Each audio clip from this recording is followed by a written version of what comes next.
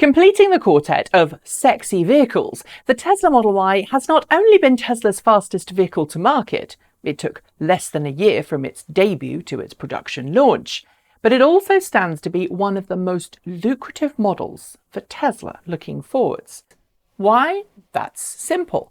Model Y combines the much-lauded drivetrain, power electronics and interior of Model 3 and turns it into an SUV, putting Model Y into one of the most popular automotive market segments around the world, that of the mid-size SUV. And while Tesla has suffered some significant teething problems regarding quality control in early examples of Model Y, its second quarter figures show that, despite those teething problems, and despite COVID-19, demand for Model Y has remained pretty high. As is usual with Tesla's vehicle rollouts, reservation holders who opted for a higher-end Model Y were first in line to get one. While some might think that's because they paid more for the car and thus should get it sooner, the reality is that entry-level models make less profit for Tesla. In fact, the same is true across the entire automotive industry. Selling the more expensive models first helps an automaker recoup its development and setup costs more quickly than selling cheaper ones. For reservation holders not willing or able to shell out the extra cash for Model Y dual motor performance, however, there was the promise of the entry-level Model Y, the Model Y standard range. It was a car that Tesla promised at the original Model Y reveal event would go on sale in the spring of next year for a sticker price of $39,000. Given how much similarity there is between Model 3 and Model Y, the standard range Model Y was meant to be based off the standard range Model 3, a car that Tesla technically offered, but which you had to go through a series of hoops in order to order. For those interested, a series of hoops in this case translated to calling up Tesla and placing an off-menu order for what was essentially a software-limited Tesla Model 3 Standard Range Plus with all of the options locked out. And it only really existed so that Tesla could meet its promise of making a Model 3 for $35,000. But Tesla didn't make a similar promise for the entry-level Model Y, save for advertising it at initial launch. And thus, over the weekend, Tesla unceremoniously cancelled the standard range Model Y, with Elon Musk noting on Twitter that, quote, range would be unacceptably low for a standard range Model Y, less than 250 miles EPA. Instead, Tesla reduced pricing on the next cheapest Model Y, the Model Y long-range dual motor, and Musk promised that Tesla would be launching a single-motor, long-range Model Y in a few months' time that would, quote, improve affordability while still keeping the product excellent. The reality of this all, though, if you want a Model Y now, the cheapest Model Y you can buy is the Model Y dual motor long range, which will set you back $49,990. That's more than $10,000 more than the previously quoted entry-level price for Model Y standard range, and doesn't even include the Standard Range Plus, which has also been discontinued. If you were waiting for that entry-level Model Y, I'd understand if you feel like Tesla has pulled a bait and switch.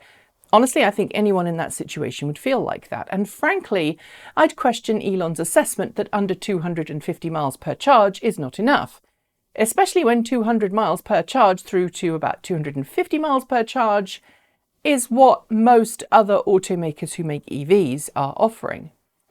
To make this video useful though, let's try and add some context. Let's explain why this isn't exactly unexpected from Tesla and detail why it might just be helpful for the rest of the auto industry. But first, let's clear up something really important. Tesla does not make cars that are necessarily affordable. It never really has. The Model 3 is about as close as it's come to that. But while Teslas are not necessarily cheap, they are fantastic value for money. People conflate the two all the time, and while there are cars available for less, the Nissan Leaf, Hyundai Ioniq EV and Mini E come to mind, none of those models offer the range of the performance of Model 3. And if value for money is your only concern and you have the extra money to buy one, Model 3 and Model Y are ideal choices for you after all. You get access to Tesla's supercharger network, and you have the potential to upgrade your car's features after purchase if you so wish. While the rest of the auto industry are looking to do that, though, nobody else is quite there yet. Next up, I should acknowledge Tesla's practice of changing entry-level models. As far back as the Tesla Model S, which originally was going to have an entry-level $49,000 40 kilowatt-hour model, Tesla has revised its lineups between launch and production of said entry-level models. In the case of the Model S 40 kilowatt-hour, it switched to a software-limited 60 kilowatt-hour variant for those who really wanted just a 40 kilowatt-hour battery. And Tesla tended to upsell everyone else to the more expensive 60 kilowatt-hour model anyway. With Model X, its planned 60 kilowatt-hour model was similarly replaced by a 75 kilowatt-hour battery pack version with a software-limited pack. That meant it could only use 60 kilowatt-hours of capacity, and you could upgrade to the full 75 later for more money. And with Model 3, the promised $35,000 standard range model, which was laid out as a no-frills model before launch, was replaced with the Standard Range Plus, which included the same electrically adjustable seats of higher-end models for just a little more. And those who really did want the entry-level $35,000 version, well, they could order one off menu, and because of the lower cost, the heated seats and other functions were switched off by a software lock that could later be upgraded by owners for a fee. Again, with little insight here, it would be easy to accuse Tesla of never intending to offer those affordable models, and I'm sure in the case of Model Y reservation holders, the idea of having to pay extra to get their car is not a pleasant one. I totally get that. But in dropping the model, Tesla is actually helping itself to shave unnecessary expenses. If it's true that there are as few standard range Model Y reservations as there were Tesla Model 3 standard range reservations, it makes total sense for Tesla to drop the model. If not because of a low range, I still dispute that idea, then because of the extra costs associated with producing a lower performance model. For every option and every variant made, the production line process is made more complicated, and for an automaker seeking to remain lean and increase its gross automotive margins, dropping an unpopular model before it's produced does have some sense of logic to it. Granted, that won't help those who genuinely wanted one, but here's where I think this could all end up playing out rather well. Over the next few years, plenty of other automakers are expected to bring more affordable mid-side crossovers to the marketplace. Ford is bringing its Mark E to market with the entry-level model expected to retail from $43,000 which, I'll grant, is still pretty expensive, but it's still cheaper than both the new entry-level Model Y and the newly promised long-range rear-wheel drive Model Y, which Elon Musk has hinted would cost about $45,000.